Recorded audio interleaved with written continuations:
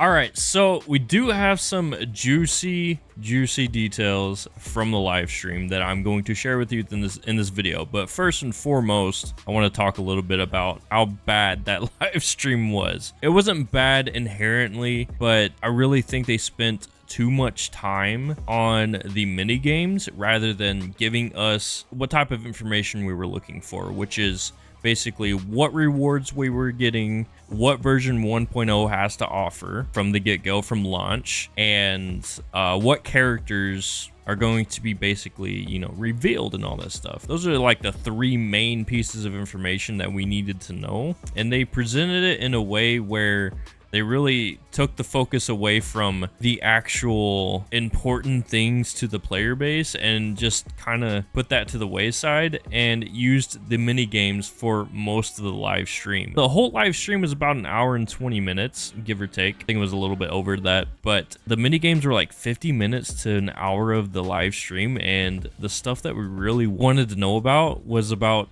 20 to 30 minutes of the live stream, which is unfortunate. Now, this is not me attacking Kuro. This is me saying I know Kuro has a history of actually listening to content creators, to the player base, and taking that feedback and actually making real actionable changes. This is me putting my 2 cents, my opinion out there, so that if they ever, you know, catch this video, I'm sure other content creators are going to be talking about the same thing, so that if they do see this video and other videos like it, they will get the same message. And hopefully, you know, with live stream debuts like this for other versions, for other updates going forward, they will know how to handle it per se. Now, I did hear that the China live stream or the Japan live stream, I can't remember which one, did it the right way. They presented the information that the players wanted to know and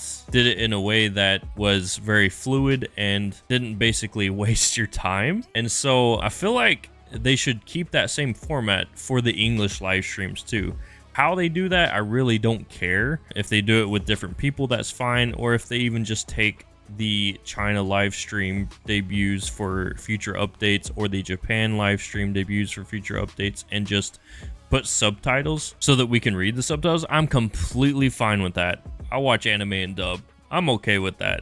I am definitely okay with that. But that's my 2 cents on the whole live stream debut with 1.0 here. I feel like they need to make those changes in order for future live streams to be successful. Other than that, let's get into the meat of everything here with what they presented as far as rewards that we're getting and everything like that. There's a lot to go over, and it's really good. During the live stream, they did show a few promotional videos, and in one of them, it showed this character right here.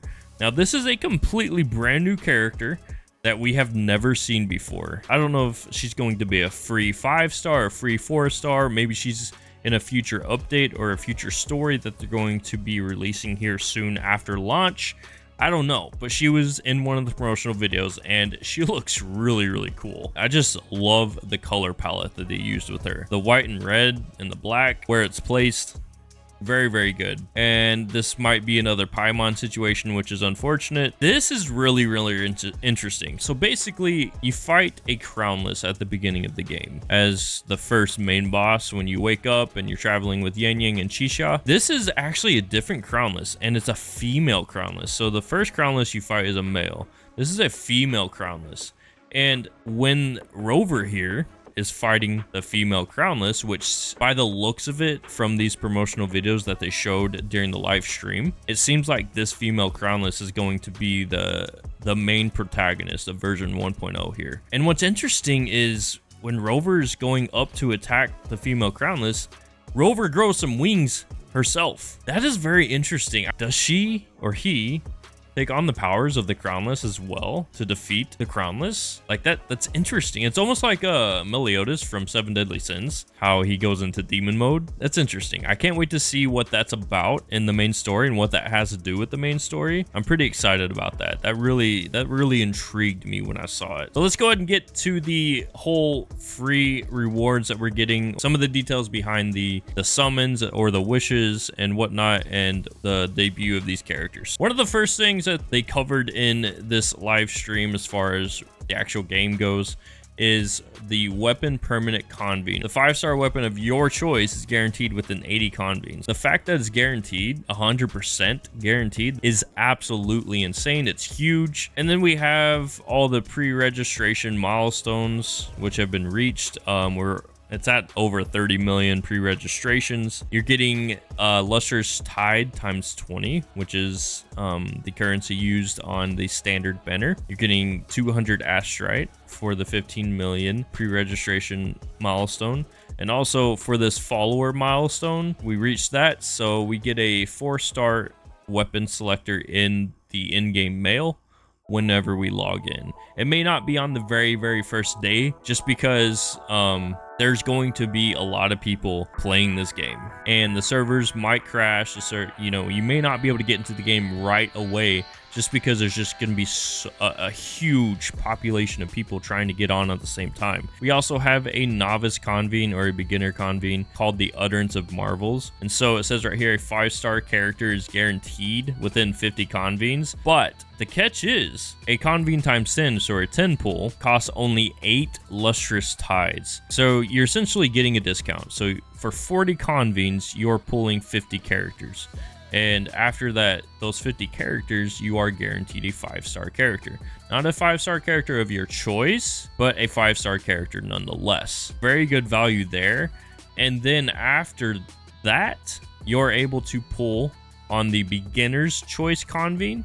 And so what that means is the 5-star character of your choice is guaranteed within 80 convenes.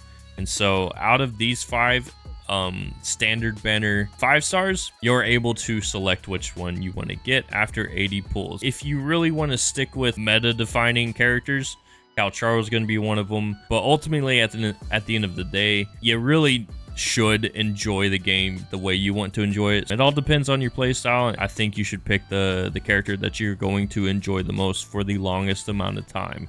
I'm personally probably gonna pick Jian Shin just because I love hand-to-hand combat characters. I think it's really cool. It's a toss-up between Jian Shin and Calcharo for me. We'll have to wait and see once I actually get to this point, but this is a really good value as well. And while you're pulling for characters or doing convenes or wishes, you get some of this currency called Aftershocked Coral or Oscillated Coral. And the cool thing about Aftershocked Coral is this currency is able to get you what are called wave bands in this game, which is essentially the dupe system for Wuthering waves. Constellations in Genshin Impact or Eidolons in Honkai Star Rail, it's essentially the same thing. The difference is Honkai Star Rail and Genshin Impact, you aren't able to buy their Eidolons or their constellations.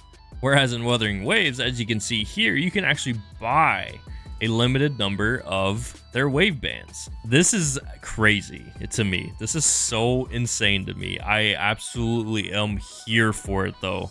So I'm excited about that. I'm really excited about that. We're also getting daily login rewards and bonuses. On the 5th daily login, you get a free 4-star character named Sanhua. And the other days, you get some lustrous tides and also some radiant tides. I can't remember which color is which, but I really don't think that's important because you're gonna have what you have after you log in for 7 days. But this is a pretty good value right here, getting a free 4-star character. And the fact that 4-star characters are very useful in this game makes that even more special. And then you get some rewards after reaching different union levels. So you get 40 total lustrous tides for increasing your union level, which I will say that completing your dailies and doing the story missions, grinding the story, should be a priority to increase your union levels.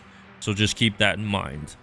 But at the 45th union level, you actually get a crate here that actually gives you a chance to get a 5-star Winter Broom weapon of your choice. So if you don't know what Winter Broom weapons are, it's actually these standard 5-star weapons.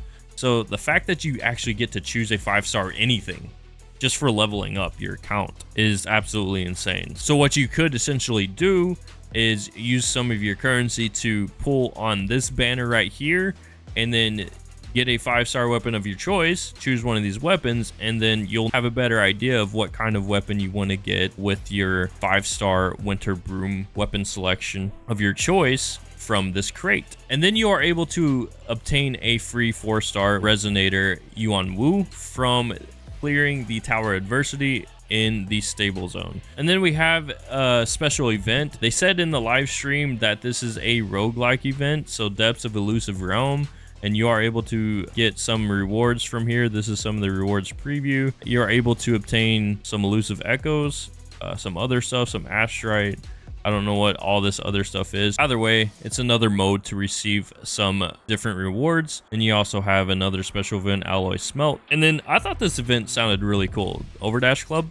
So basically they described it as a parkour event, where you're going to have to use your grappling hook and whatnot and travel across areas of Huanglong. So basically almost like a parkour slash platformer event, probably. And so the sound of that actually sounds really, really cool, especially with the movement in this game and how fluid it is and how fast paced it is. I think things like this are ideal and actually pretty fun in their basic concept. It could get repetitive, but for 1.0, having something like this, especially since a lot of people are going to have to get used to the movement and really learn how characters climb, the grappling hook and whatnot, I think an event like this where you get actual rewards and you get to learn about the movement in the game is really, really cool. So I'm all for it here, and I can't wait to see what it's about. And then of course we have the first character that will be dropping in the game in 1.0 here, which is Gion. And then you have his weapon event Convene. Now, what's really, really cool about the limited time weapon event convenes is this right here. You're guaranteed to obtain the featured weapon in up to 80 convene attempts. So if you pull one copy of this guy, you know that after 80 wishes, you are able to obtain his specific weapon, which is really, really cool. And the same goes with Yunlin here. She'll be coming out about 3 weeks after 1.0 releases, or after the game releases on the 22nd, so sometime mid-June. And of course, her weapon banner as well, her limited weapon banner, is the same as Gion's.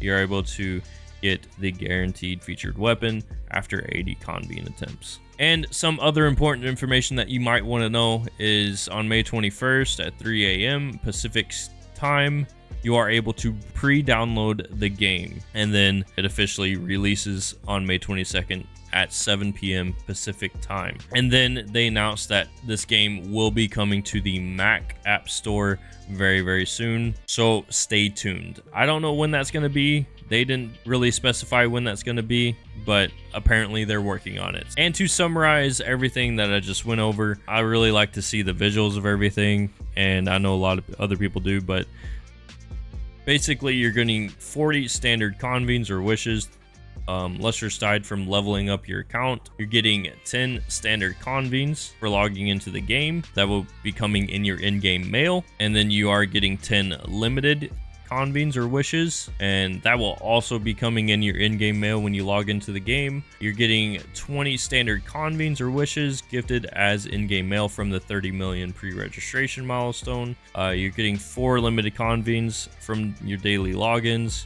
4 standard convenes from your daily logins. You're also getting 16 astrite from leveling up your account.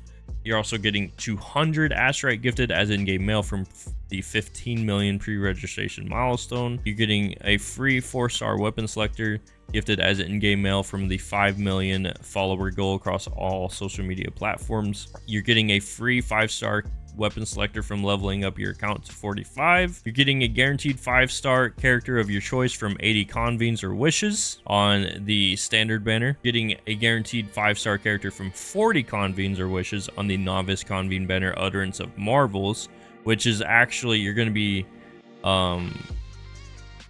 summoning 50 times, but since it's discounted at 8 lustrous tides instead of 10, you are able to only use 40 of those lustrous tides to pull 50 times, which is kind of nice. You're getting a free 4-star character San Hua after your 5th daily login. You're also able to get a free 4-star character in Yuan Wu from clearing the tower adversity in the stable zone. And some of the best pieces of information they gave us in that live stream is the guaranteed featured 5-star weapon after 80 convenes or wishes on the limited weapon banners and also on the standard weapon banner, which is really nice. This is the kind of value that any gacha gamer cannot ask more for. I mean, you can always ask for more, but when a developer throws stuff like this at you, it's insane. It's absolutely insane value, and I'm here for it.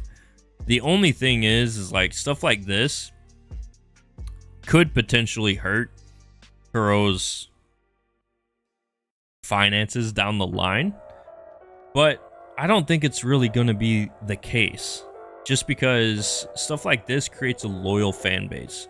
People who will always come back.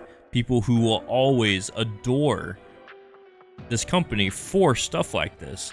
And so I think in the long run, this is going to be better for Kuro Games. And stay tuned for more Wuthering Waves content.